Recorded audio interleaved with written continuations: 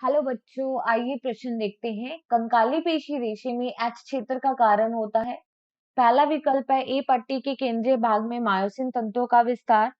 दूसरा है ए पट्टी के केंद्रीय भाग में मायोफाइब्रिलों का अभाव। तीसरा है ए पट्टी में मायोसिन तंतुओं के बीच का केंद्रीय अवकाश। चौथा है ए पट्टी में मायोसिन तंतुओं में से होकर फैले हुए एक्टिन तंतुओं के बीच का केंद्रीय अवकाश। तो देखिए, अगर हम इस प्रश्न की मुख्य अवधारणा के बारे में बात करें तो हमें यहाँ पे पेशी रेशे में पाए जाने वाले एक्स क्षेत्र के बारे में चर्चा करनी है। तो देखो, कंकाल पेशी रेशे में यहाँ पे हम चर्चा करते हैं एच क्षेत्र की। तो हम यहाँ पे कंकाल पेशी रेशे की संरचना देखते हैं। इस संरचना में हम देखते हैं कि दो प्रकार के बैंड पाए जाते हैं। एक होता है आई बैंड जिसे लाइट बैंड भी कहते हैं, और इस लाइट बैंड में जो प्रोटीन होती है वह है एक्टिन प्रोटीन। और ये आई बैंड जो है ये एक्टिन प्रोटीन के तंतु होते हैं।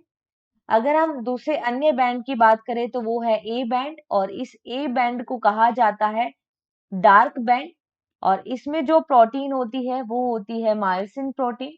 तो अगर हम यहाँ पे चर्चा करें कंकाल पेशी रेशे की संरचना की, तो हम यहाँ पे संरचना बनाते हैं। जैसे कि यहाँ पे हमने बनाया है, ये है आई बैंड, ये है आई बैंड, और आई बैंड जो होता है इसके मध्य की लाइन को कहा जाता है, या मध्य रेखा को कहा जाता है जेड रेखा, और दो जेड रेखा के बीच की दूरी को कहा जाता है सार्कोमियर। और यह पेशी रेशे की संकुचन इकाई होती है, सार्कोमियर। इन आई बैंड के मध्य में जो बैंड पाया जाता है उसे कहते हैं, इसे कहा जाता है ए बैंड। यहाँ पे ये बना रहे हैं हम ए बैंड,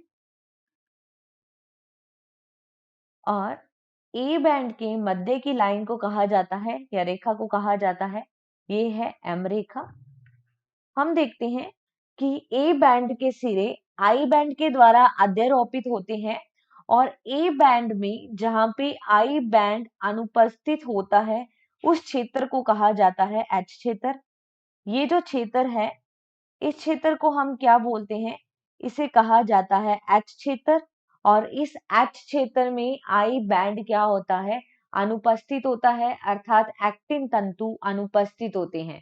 तो देखो, जैसा कि विकल्प चौथे में बोला है कि ए पट्टी या बैंड में मायोसिन तंतुओं में से होकर फैले हुए एक्टिन तंतुओं के बीच का केंद्रीय अवकाश, क्योंकि एच क्षेत्र में एक्टिन तंतु नहीं पाए जाते, अर्थात उनका जो केंद्रीय अवकाश होता है उस क्षेत्र को एच क्षेत्र कहा जाता है।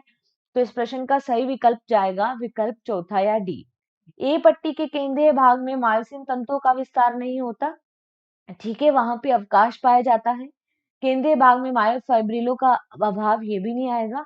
और मायोसिन तंतुओं के बीच का केंद्रीय अवकाश नहीं, जबकि एक्टिन तंतुओं के बीच का केंद्रीय अवकाश। तो इस प्रश्न का सही विकल्प आएगा केवल चौथा या डी। आशा करते हैं आपको इस प्रश्न का उत्तर समझ में आया होगा। धन्यवाद।